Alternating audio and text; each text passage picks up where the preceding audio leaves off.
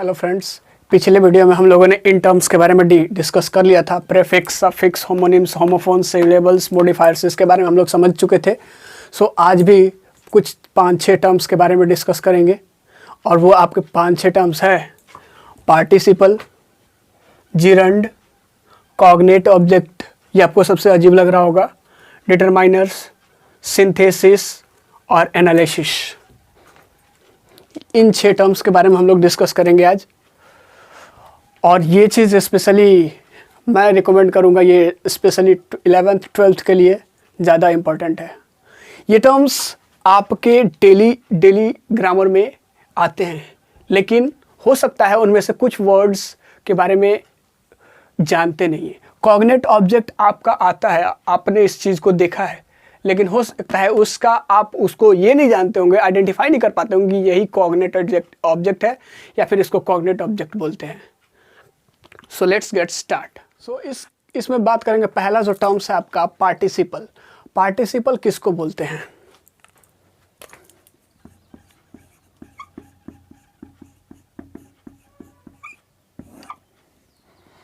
Participle verb का वह रूप है जिसमें वर्ब के साथ साथ एडजेक्टिव के भी गुण पाए जाते हैं। मतलब ये वर्ब का गुण तो पाया जाएगा, वर्ब का क्वालिटी तो दिखेगा ही इसमें, लेकिन एडजेक्टिव का भी क्वालिटी दिखेगा। मतलब participle is formed from verb ending with ing, ed, en। ये पार्टिसिपल आप अगर कहीं देखेंगे, पार्टिसिपल वर्ड आपने नाम सुना है, तो पार्टिसिपल के लास्ट में वो वर्ड जिसके लास्ट में ing लगा रहे, दूसरा चीज़ ed लगा हो सकता है, en लगा हो सकता है, तो ये चीज़ वर्ड जो है पार्टिसिपल होता है। अब ये ing वाला पास्ट होता है, सॉरी प्रेजेंट होता है,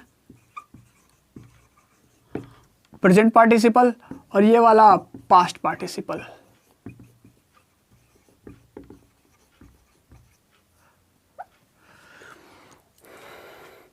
पार्टिसिपल किसी भी टेंस का वर्ब बताता है, या फिर सॉरी वर्ब का टेंस बताता है। दूसरी चीज़ पैसिव वॉइस उसका बताता है, और तीसरी चीज़ एडजेक्टिव के रूप में भी काम करता है। यहाँ पे देखने की कोशिश कीजिएगा कि एक एग्जाम्पल लेते हैं। आपने V4 तो सुना होगा, V4, V3, V2, V3, V4, ये चीज़ क्या है? पार्टिसिपल है। Present participle, past participle. ing वाले को बोलते हैं प्रेजेंट पार्टिसिपल, मतलब V4 को। तो इसमें आपने देखा होगा कि या इनमें से कोई ना कोई तो लगा ही रहता है। अब सर ये चीज़ तो ठीक है कि ये चीज़ वर्ब किसी भी टेंस का वर्ब है कि काम रूप में काम करता है, लेकिन अब बात करते हैं यहाँ पे कि ये एडजेक्टिव के रूप में कैसे काम करता है। तो ज़रा देखिए, एक एग्जांपल लेते हैं, केयरिंग मदर, लविंग ब्रदर। और एडजेक्टिव किसको बोलते हैं? एडजेक्टिव एक ऐसा वर्ड है जो नाउन को क्वालिफाई करे, नाउन को मॉडिफाई करे। मदर और ब्रदर क्या है? मॉडिफाई, ये नाउन है, और इस वर्ड को मॉडिफाई कर रहा है कौन? केयरिंग और लविंग। माँ, कैसी माँ? केयर करने वाली। भाई, कैसा भाई? लविंग, मतलब प्यारा भाई। इसमें ing लगा है, और दूसरी चीज़ यहाँ पे ये वर्ब है और ये क्वालिफाई कर रहा है इसको। एडजेक्टिव तो हो गया, एडजेक्टिव के रूप में काम कर रहा है कि नहीं कर रहा है? तो ये केयरिंग और लविंग जो है आपका पार्टिसिपल है, एडजेक्टिव पार्टिसिपल के रूप में काम कर रहा है, और इसीलिए इस पार्टिसिपल को वर्बल एडजेक्टिव भी कहा जाता है। इतना क्लियर है? दूसरी चीज़, दूसरा वर्ड आता है हमारे पास जिरंड। अब जरा ध्यान से देखने की कोशिश करें, जिरंड और पार्टिसिपल में थोड़ा सा सिमिलरिटीज है और थोड़ा सा डिफरेंस है। जिरंड भी वर्ब से बनाया जाता है, वर्ब से बनता है। जिरंड भी एक ऐसा वर्ड है जो वर्ब से बनता है और जिसके लास्ट में सिमिलरिटी जरा देखिए, इसके लास्ट में भी ing लगता है, जिरंड के लास्ट में भी, और आपके इसके लास्ट में, पार्टिसिपल के लास्ट में भी ing लगता है। अब दोनों में डिफरेंस क्या है? ये वर्ब के रूप में काम करेगा, पैसिव वॉइस बनाएगा, या फिर एडजेक्टिव के रूप में काम करेगा। लेकिन यहाँ पे यहाँ पे जो वर्ब होगा जिसके लास्ट में आईएनजी लगा हुआ है वो वर्ब से बनता जरूर है लेकिन वर्ब की तरह काम नहीं करता है, वो नाउन की तरह काम करेगा। It acts just as a noun. जैसे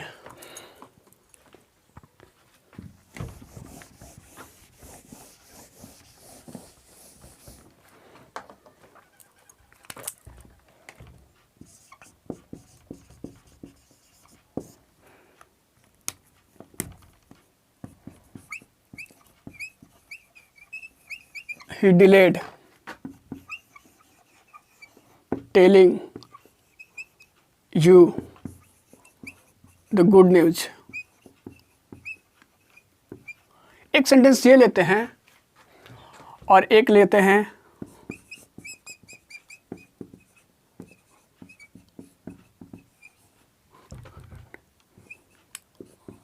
a letter।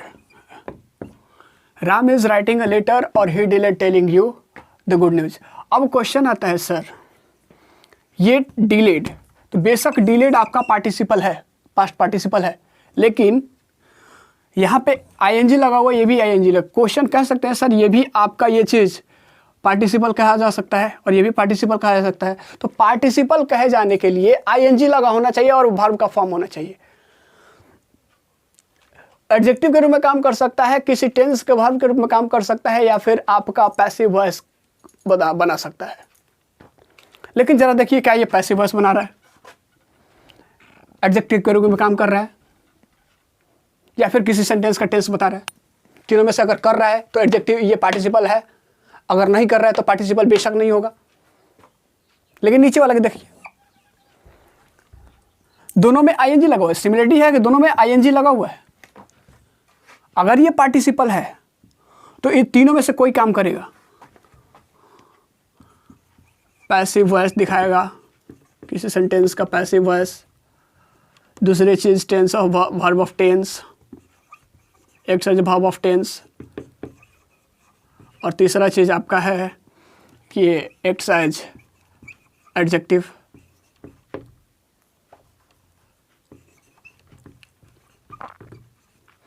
वॉइस तो नहीं फॉर्म कर रहा है। वर्ब का टेंस, तो वर्ब का टेंस हो सकता है आपका, हो सकता है क्योंकि आईएनजी लगा हुआ है। He is writing a letter, Ram एक लेटर लिख रहा है, एक पत्र लिख रहा है, और ये लिखने का काम अभी प्रोसेस में है, मतलब कंटिन्यूअस टेंस में है, मतलब टेंस बता रहा है। तो ये आपका पार्टिसिपल होगा। लेकिन क्वेश्चन आता है कि ठीक है ये पार्टिसिपल है, आपने कह दिया ये पार्टिसिपल नहीं है, तो इसको आप कैसे कह सकते हैं कि ये जिरंड है। तो जिरंड के कंडीशन है कि वो नाउन से बना हुआ रहेगा, उसके टेल में, उसके पूंछ में, उसके लास्ट में आईएनजी लगा रहेगा, और तीसरी चीज जो मोस्ट इंपॉर्टेंट, वो नाउन के रूप में एक्ट करेगा। जरा देखिए आईएनजी लगा हुआ है, एक क्लियर। दूसरा चीज आपका वर्ब का फॉर्म है क्लियर। तीसरी चीज जो मोस्ट इंपॉर्टेंट है, ये नाउन की तरह काम कर रहा है कि नहीं कर रहा है। अब जरा देखते हैं इसका Hindi. He delayed telling you the good news, उसने आपको सही न्यूज, अच्छा समाचार देने में देरी की। अच्छा समाचार देने में, बताने में, क्या ये नाउन की तरह काम नहीं कर रहा है? नाउन की तरह तो काम कर रहा है ना यहाँ पे, एक्ट्स एज नाउन। सो ये क्या है आपका जिरंड है। एक एग्जांपल और लेते हैं जिरंड का। Swimming is a good art.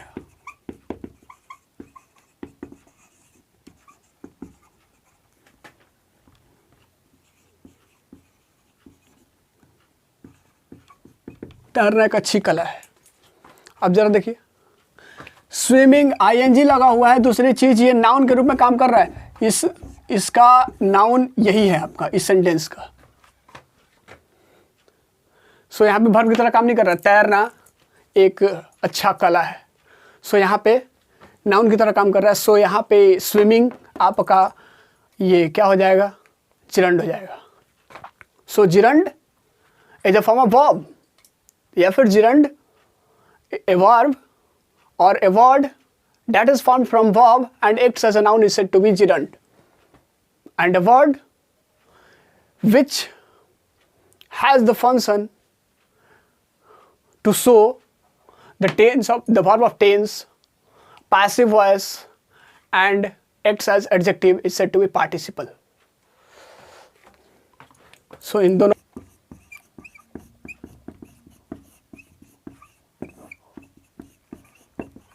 a word which is formed from verb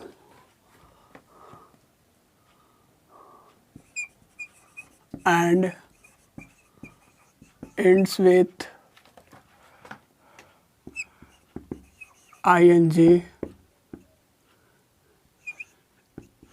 ed or en.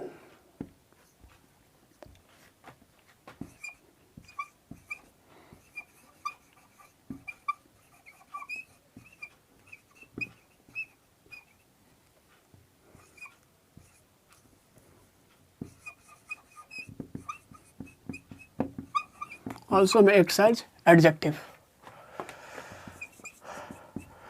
Example.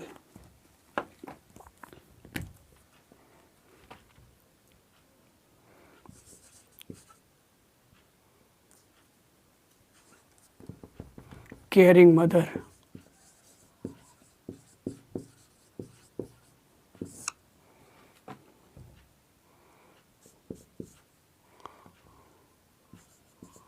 Acts as adjective. यहाँ पे एडजेक्टिव की तरह काम कर रहा है.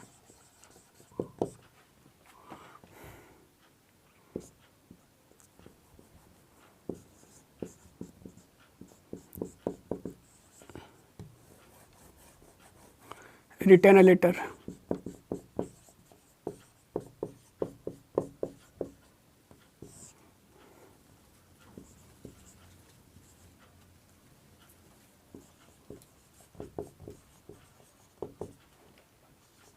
Verb of tense. अगर इसके बारे में बात करते हैं, ये जिरंड के बारे में.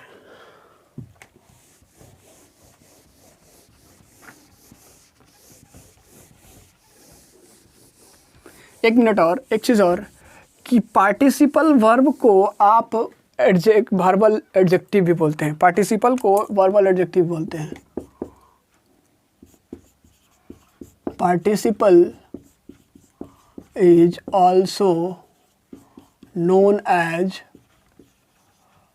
verbal adjective. पार्टिसिपल वर्ब को वर्बल एडजेक्टिव, पार्टिसिपल को वर्बल एडजेक्टिव भी बोलते हैं.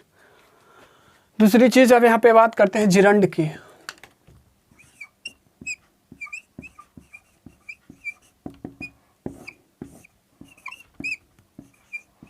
A word which is formed from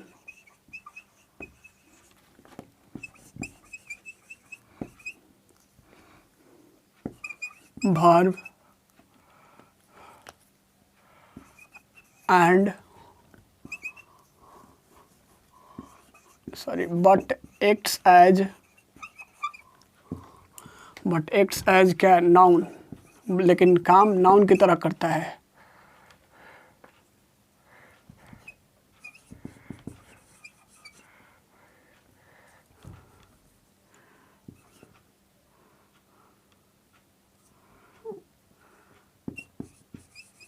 It keeps ing at the tail.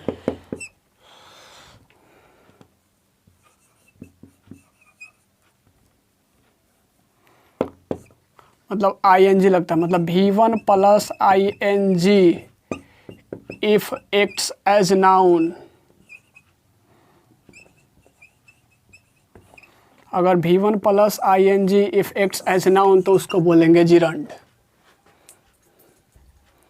Noun की तरह काम करता है। अगर वर्ब वन के बाद अगर आईएनजी फॉर्म आया है तो अगर वो नाउन की तरह काम करता है तो उसको बोलते हैं क्या, जिरंड। और जिरंड को आपको वर्बल नाउन भी बोलते हैं।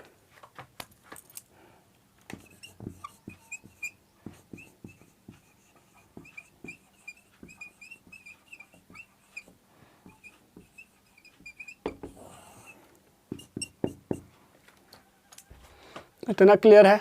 अब है आपके पास दो वर्ड्स हो गया आपके पास, एक पार्टिसिपल हो गया और जिरंड हो गया। तीसरा चीज आता है कॉग्नेट ऑब्जेक्ट। तो कॉग्नेट ऑब्जेक्ट किसको बोलते हैं? नाम सुनने में बड़ा अजीब लग रहा है लेकिन है बड़ा सिंपल।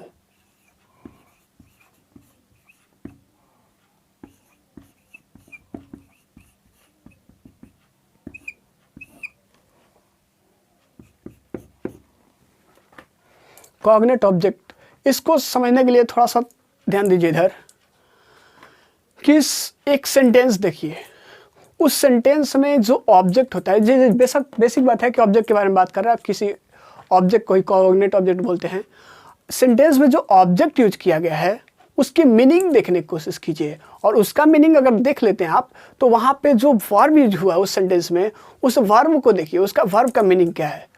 अगर दोनों का मीनिंग सिमिलरिटी में है, मतलब लगभग एक तरह का है मीनिंग, तो वैसे ऑब्जेक्ट को कॉग्नेट ऑब्जेक्ट कह दिया जाता है। मतलब जब सेंटेंस में वर्ब के मीनिंग के सिमिलरिटी का ऑब्जेक्ट अगर वहां पे दिया रहे तो उस ऑब्जेक्ट को कॉग्नेट ऑब्जेक्ट बोल देते हैं। जैसे देखते हैं,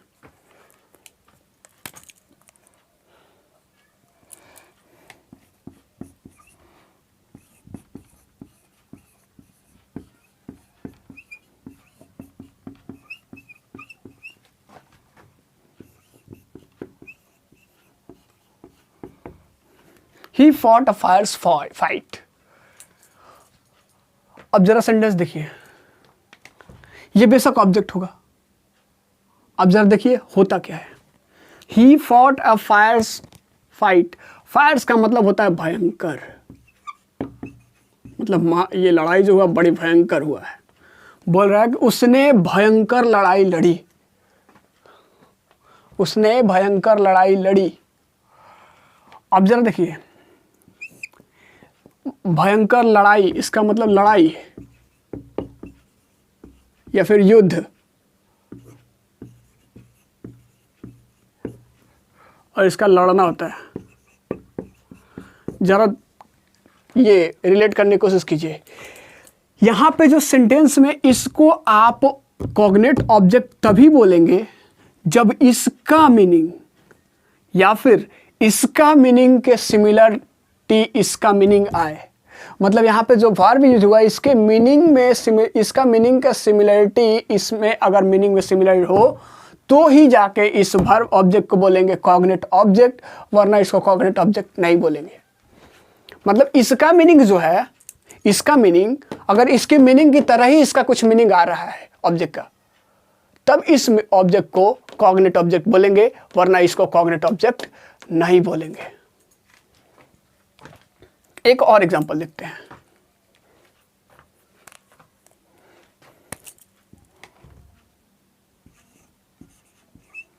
She sang a sad song। She sang a sad song, मतलब उसने एक सैड सॉन्ग गाया। यार देखिए, इसका मीनिंग और इसका मीनिंग सिमिलर आ रहा है कि नहीं आ रहा है, दोनों का सिमिलरिटी है कि नहीं है। बेसिक बात है कि सिमिलर है। इसका होता है गाना और इसका मतलब होता है गाया, दोनों का देखिए मीनिंग सिमिलर आ रहा है कि नहीं आ रहा है, तो इसको आप कॉग्नेट ऑब्जेक्ट बोल देंगे। ये आपका कॉग्नेट ऑब्जेक्ट है। तो कॉग्नेट ऑब्जेक्ट मैंने बोला ना, बहुत थोड़ा सा टफ वर्ड लग रहा है लेकिन है बहुत आसान। सो इसके बारे में लिख लें। ये एग्जांपल ध्यान में रखिएगा। ये सेंटेंस में ऐसा नहीं है कि ये चीज़ नहीं देखते हैं, हर बार आप इस सेंटेंस किसी ना किसी सेंटेंस में देखते हैं, लेकिन वहाँ पे पता नहीं होता है कि वो कॉग्नेट ऑब्जेक्ट है या फिर कुछ और बोलते हैं उसको।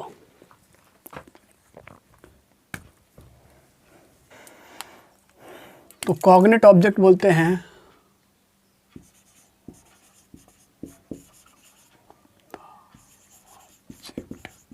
when the object has the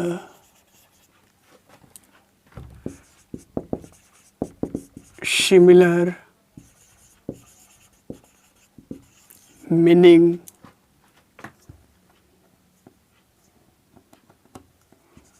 with the verb given in the sentence,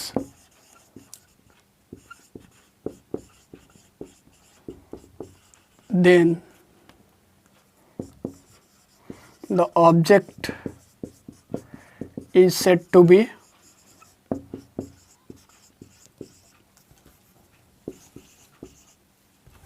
cognate object.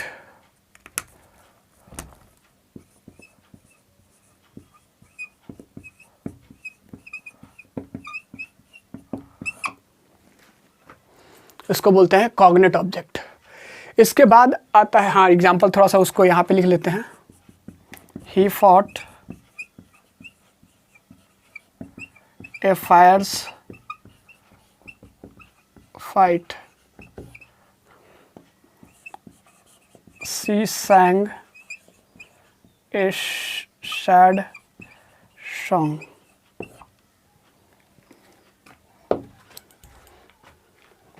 आगे देखते हैं। अब हम लोग बात करेंगे डिटरमाइनर्स की। डिटरमाइनर्स है क्या? डिटरमाइनर्स एक ऐसा वर्ड है जो किसी नाउन के पहले आकर के ये बता देता है कि वहाँ पे उस नाउन के लगने की वजह क्या है, किस प्रोसेस से वहाँ पे नाउन आया है, कैसे वहाँ पे नाउन आ गया है। तो इसको बोलते हैं determiners. Determiner is a word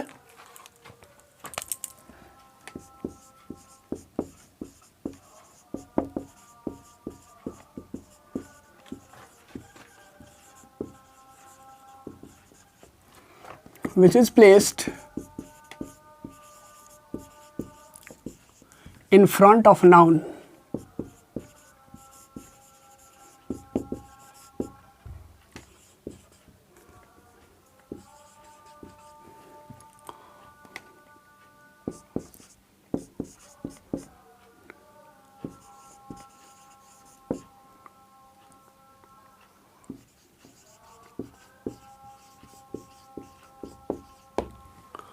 और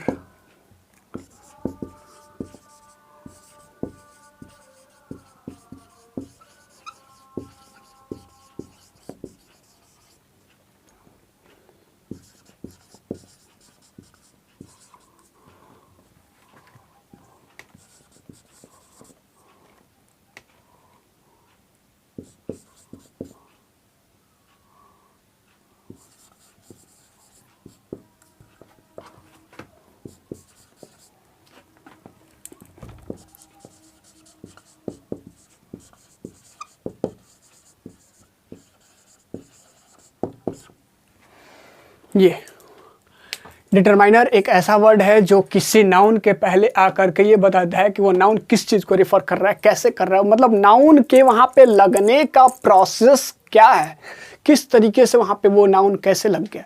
इस चीज़ को अगर कोई वर्ड अगर बता दे तो वो है आपका डिटरमाइनर्स। बात करें अगर ट्रेडिशनल ग्रामर की, तो ट्रेडिशनल ग्रामर में ये डिटरमाइनर और एडजेक्टिव को, ट्रेडिशनल ग्रामर में डिटरमाइनर और एडजेक्टिव को एक ही साथ रखा गया है, अलग अलग नहीं किया गया है। डिटरमाइनर एक्चुअली क्या होता है, एडजेक्टिव का ही पार्ट है। आप डिटरमाइनर्स के रूप को चेंज नहीं कर सकते, उसके फॉर्म्स को चेंज नहीं कर सकते हैं। जरा सोचिए, ए, एन, द, सम, ऑल, इस सब होल, इसके फॉर्म्स को कैसे चेंज कीजिएगा? इसमें आप कोई भी सफिक्स या प्रीफिक्स जोड़ करके भी इसके फॉर्म्स में चेंजिंग नहीं ला पाएंगे। लेकिन एडजेक्टिव्स के फॉर्म्स में बात करें तो एडजेक्टिव के फॉर्म को चेंज कर सकते हैं। जैसे ब्लैक एक एडजेक्टिव है, तो इसमें सफिक्स या प्रीफिक्स लगा के अगर ये सफिक्स लगाते हैं तो ब्लैक का ब्लैकिश हो जाएगा। ब्लैक का अगर प्रीफिक्स लगाते हैं तो अनब्लैकन हो जाता है, अनब्लैक, ये अनब्लैकन हो जाता है। ये उसमें ब्लैक में एक सफिक्स लगे तो ब्लैकिश हो जाएगा। गुड का गुडनेस, फास्ट का फास्टर, फास्टेस्ट, लेकिन a and the some whole, इस सब में आप क्या चेंजिंग कीजिएगा? कोई चेंजिंग नहीं हो, चाहे कोई भी प्रेफिक्स लगाइए, कोई प्रेफिक्स ना, पहले तो प्रेफिक्स और सफिक्स लगेगा नहीं, और लगेगा भी तो चेंजिंग नहीं होगा। इसके बाद आता है हमारे पास ये सिंथेसिस। सिंथेसिस है क्या? सिंथेसिस के बारे में आप समझते हैं। सिंथेसिस का मतलब क्या होता है? सिंथेसिस का अगर शाब्दिक अर्थ, उस वर्ड का मीनिंग आप समझने की कोशिश करें तो सिंथेसिस का मीनिंग होता है कॉम्बिनेशन और ज्वाइनिंग टुगेदर, मतलब जोड़ना। मतलब सिंथेसिस एक ऐसा प्रोसेस है जिसमें दो या दो से ज़्यादा सेंटेंसेज को एक साथ जोड़कर सिंपल, कॉम्प्लेक्स, कंपाउंड या मिक्स्ड सेंटेंस बना दिया जाता है। जैसे दोस्त एक सेंटेंस देखते हैं।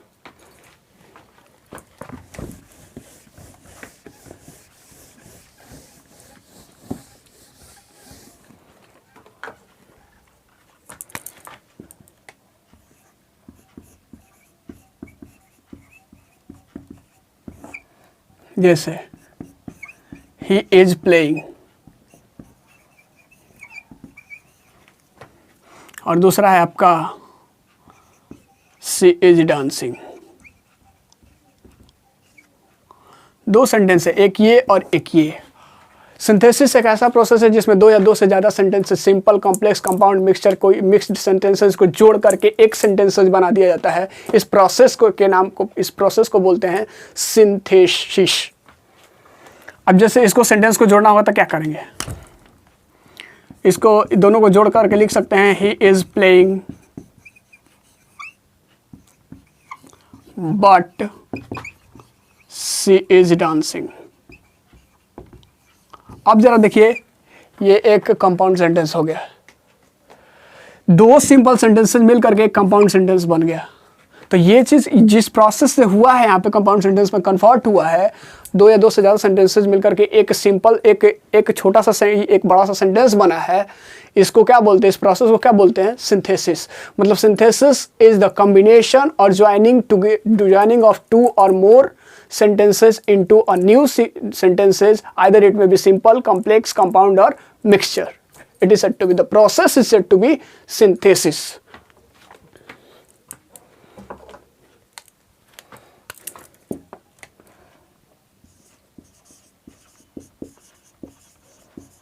Synthesis is the process of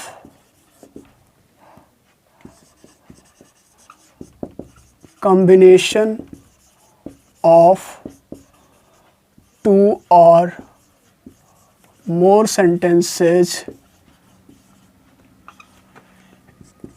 into a new sentence. वो न्यू सेंटेंसेस सिंपल हो सकता है, कंपाउंड हो सकता है, कॉम्प्लेक्स हो सकता है, मिक्स्ड हो सकता है, कुछ भी हो सकता है। ये एग्जांपल आपका रहा। सिंथेसिस तो क्लियर है। सिंथेसिस का अपोजिट होता है एनालिसिस, जो कि हमारा अगला टॉपिक है। अगला टर्म्स जो है आपका एनालिसिस है। तो एक चीज़ ध्यान दीजिएगा, सिंथेसिस का अपोजिट एनालिसिस और एनालिसिस का अपोजिट सिंथेसिस। इससे आप तो समझ ही गए होंगे कि मतलब सिंथेसिस क्या है? जोड़ने की प्रक्रिया है, और एनालिसिस तोड़ने की प्रक्रिया है। एनालिसिस का हिंदी बात करें तो हिंदी होता है उसका वाक्य विश्लेषण। मतलब द स्प्लिटिंग ऑफ या the breaking of large sentences into its parts, into its constituent parts, and define which clause is used here and which type of sentence is here given. तो इसको बोलते हैं आपका एनालिसिस। मतलब analysis एक sentences को उसके अलग अलग टुकड़ों में अलग अलग खंडों में तोड़ करके उसके बीच के संबंधों को बताने का ही नाम क्या है? एनालिसिस है। अब दूसरी चीज यहां पे बात करते हैं, तो जरा देखने की कोशिश कीजिए। ये एक सेंटेंस बना, अब इसको तोड़ करके यहाँ पे ये चीज़ कर लेते हैं। मतलब एनालिसिस क्या करेगा, ये बताएगा कि वहाँ पे जो उस सेंटेंस में जो क्लॉज था वो कौन सा क्लॉज है, ये प्रिंसिपल क्लॉज है, सबऑर्डिनेट क्लॉज है या फिर कोऑर्डिनेट है, किस तरह का सेंटेंस है, सिंपल है, कॉम्प्लेक्स है या फिर कंपाउंड है या फिर मिक्स्ड है। तो एनालिसिस को समझने के लिए आपको पहले चीज आपको सिंथेसिस समझना होगा, और सिंथेसिस को समझने के लिए आपको सेंटेंस के टाइप्स को समझना होगा, मिक्स्ड, सिंपल, कॉम्प्लेक्स, कंपाउंड, ये सारे के सारे चीज समझने होंगे। जब तक आपको इसकी समझ नहीं होगी, आगे वाला ये सिंथेसिस ना समझ में आएगा, और सिंथेसिस अगर नहीं आता है तो आपका ये एनालिसिस तो समझने की चांस ही नहीं है। हाय आसान, लेकिन एक दूसरे से रिलेटेड है। मतलब एक बहुत बड़ा सेंटेंसेस को दो छोटे छोटे सेंटेंसेस को जोड़ देना, इस प्रोसेस को बोलते हैं सिंथेसिस। लेकिन वही चीज उसको छोटे छोटे उसके टुकड़ों में बांट देना और वहां पे ये बता देना कि वहां पे कौन सा क्लॉज यूज हुआ है और किस तरह का सेंटेंस है, तो इसको बोलते हैं आपका एनालिसिस। कहने का मतलब ये कि यहाँ पे कौन सा क्लॉज यूज हुआ है इस सेंटेंस में, किस तरह का सेंटेंस है, इसको बताना। इसका शाब्दिक अर्थ बात करें तो होता है वाक्य विश्लेषण।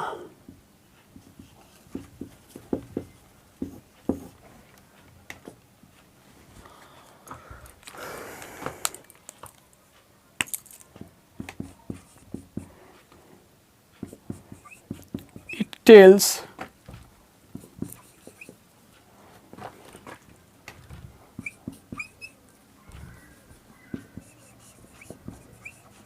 the types of clauses used in the sentence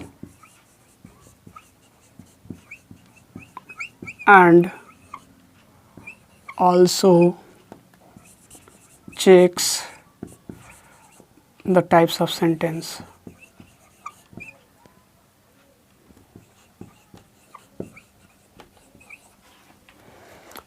और टाइप्स ऑफ क्लॉज कहने का मतलब कि अगर इसकी बात करें तो ये चेक करता है कि वहाँ पे जो क्लॉज है वो प्रिंसिपल है या फिर सबऑर्डिनेट है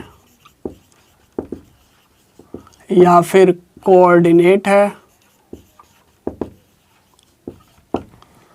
और दूसरी चीज़ यहाँ पे कि टाइप्स ऑफ सेंटेंस, अब बताया गया यहाँ पे कि ये जो सेंटेंस था सिंपल था, कॉम्प्लेक्स था, कंपाउंड था या फिर आपका मिक्स्ड था। इसको बोलते हैं एनालिसिस।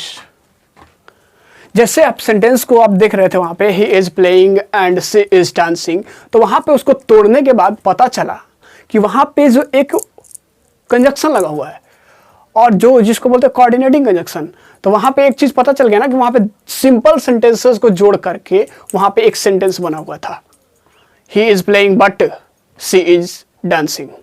तो यहाँ पे सिंपल सेंटेंसेस था, उसमें क्लॉज कौन सा था, तो वहाँ पे मेन क्लॉज ये प्रिंसिपल क्लॉज था, वहाँ पे कोई ये चीज़ लगा हुआ नहीं था। अगर किसी चीज़ को एक पार्ट को हटा भी देते तो दूसरा पार्ट का मीनिंग समझ में आ रहा था।